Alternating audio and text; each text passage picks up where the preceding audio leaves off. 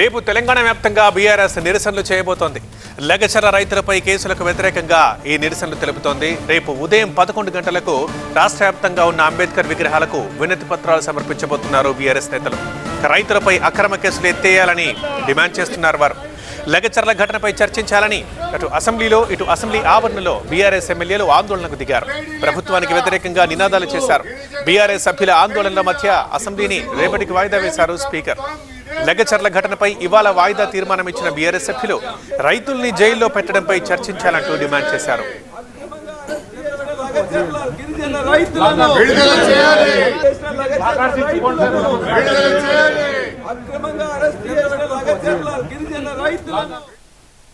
Pharma city వద్దని చెప్పింది మీరు. ఫార్మాసిటీ రద్దు చేస్తున్నాం, రైతులకు భూములు ఇస్తాం అని అన్నాడు కందుకూరులో, యాచారంలో తిరిగి చెప్పింది మీరు.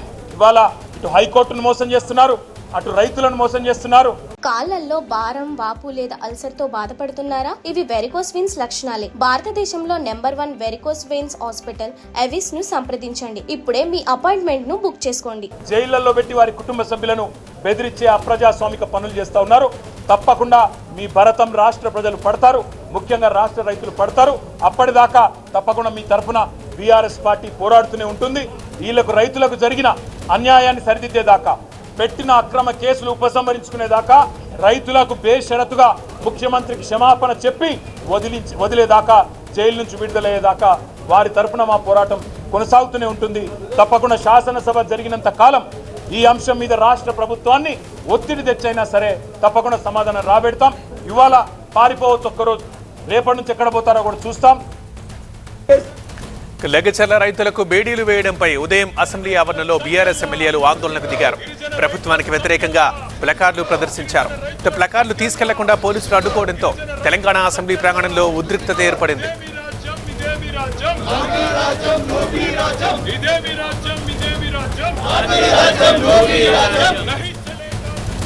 చీఫ్ రిపోర్టర్ రాకేష్ తో మాట్లాడదాం ఈ విషయానికి సంబంధించి.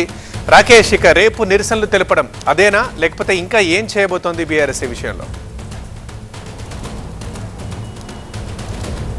బీఆర్ఎస్ ముందు నుంచి కూడా లగచర్ల రైతుల పోరాటాన్ని లీడ్ చేస్తూ వస్తుంది. ఇప్పుడు అసెంబ్లీ సెషన్ మొత్తాన్ని కూడా లగచర్ల సెంటర్ పాయింట్గా ఆ ఇష్యూనే మొత్తం అసెంబ్లీలో డ్రైవ్ చేయాలని భావిస్తుంది. ఈ రోజు కూడా ఉదయం నుంచి వాయిదా తీర్మానం ఇచ్చింది. వాయిదా తీర్మానంలో లగచర్ల రైతులకు సంఖ్యలేయడాన్ని, ఒక గుండెపోటు వచ్చినటువంటి రైతుకు అలాగే బేడీలు వేసి తీసుకెళ్లి హాస్పిటల్కి తీసుకెళ్ళి దీన్ని అంతా ఖండించి ఖచ్చితంగా సభలో దీనిపైన చర్చ జరపాలంటూ పట్టుబట్టింది. ఆ తర్వాత బీఏసీ జరిగింది. బీఏసీలో కూడా మాజీ మంత్రి హరీష్ రావు ఇదే విషయాన్ని ప్రస్తావించారు. రేపైనా అట్లీస్ట్ రేపు సభలో అయినా ఈ విషయాన్ని చర్చకు తీసుకురావాలి. రైతులకు సంబంధించినటువంటి చాలా సమస్యలు ఉన్నాయి, రైతులు పోరాటం చేస్తున్నారు. అవన్నీ వదిలిపెట్టి ఇప్పుడు టూరిజం మీద ఇంత అర్జెంటుగా డిస్కస్ చేయాల్సినటువంటి అవసరం ఏముంది అంటూ నిలదీశారు. ఆ తర్వాత బీఎస్సీలో కేవలం సలహాలు మాత్రమే ఇవ్వాలి, బీఎస్సీలో మీరు చెప్పిందల్లా చేయడానికి ఉండదు, కేవలం అడ్వైజరీ కమిటీ మాత్రమే అంటూ సీఎం చెప్పారు. దాంతో బయటకు వచ్చి వాకౌట్ చేశారు.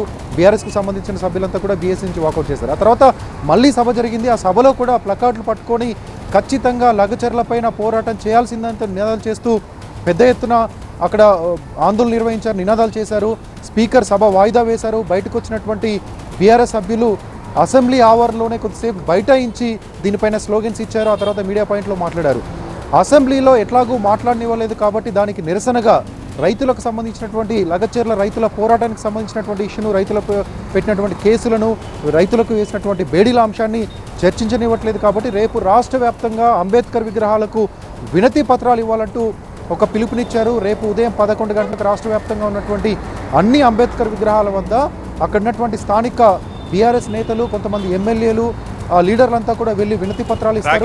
ఇక్కడ నుంచి రేపటి నుంచి ఎన్ని రోజులు అసెంబ్లీ జరిగినా అన్ని రోజులు కూడా ఆగ్రహం వ్యక్తం చేశారు.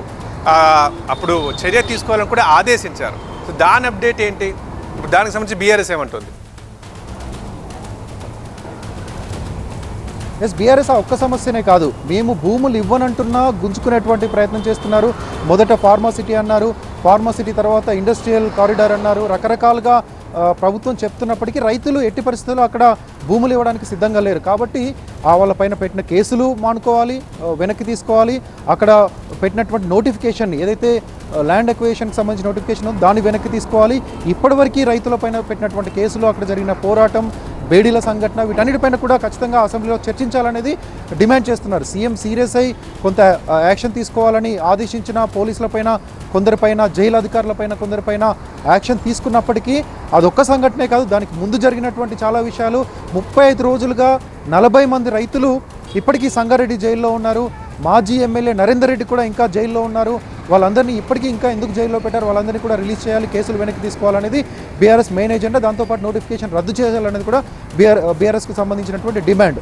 వీటన్నిటిని ఎన్ని రోజులు అసెంబ్లీ జరిగినా, ఈ రోజు నుంచి ఎన్ని రోజులు అసెంబ్లీ జరిగినా, ప్రభుత్వం ఏ సబ్జెక్ట్తో వచ్చినా, ఏ బిల్లు కోసం టేబుల్ చేసినా, ఏ షార్ట్ డిస్కషన్ వచ్చినా ఖచ్చితంగా మేము ఇదే విషయాన్ని అడుగుతాం, ఇదే విషయాన్ని డిమాండ్ చేస్తాం. లగచర్ల రైతులకు సంబంధించినటువంటి అంశాన్ని అసెంబ్లీలో చర్చించే వరకు వదిలిపెట్టాం.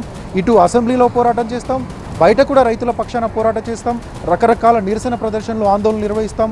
ఖచ్చితంగా ప్రభుత్వం ఈ భూ సేకరణను ఆపే వరకు, రైతులపై పెట్టినటువంటి కేసులు వెనక్కి తీసుకునే వరకు, జైల్లో ఉన్నటువంటి రైతులు బయటకు వచ్చే వరకు పోరాటం కొనసాగుతుందని చెప్పారు. ప్రస్తుతం అసెంబ్లీ నడుస్తుంది కాబట్టి అసెంబ్లీ వేదికగా ఎన్ని రోజులు అసెంబ్లీ జరిగినా అన్ని రోజులు ఇదే అంశంపై పట్టుబట్టనుంది బీఆర్ఎస్. రైట్ రాకేష్.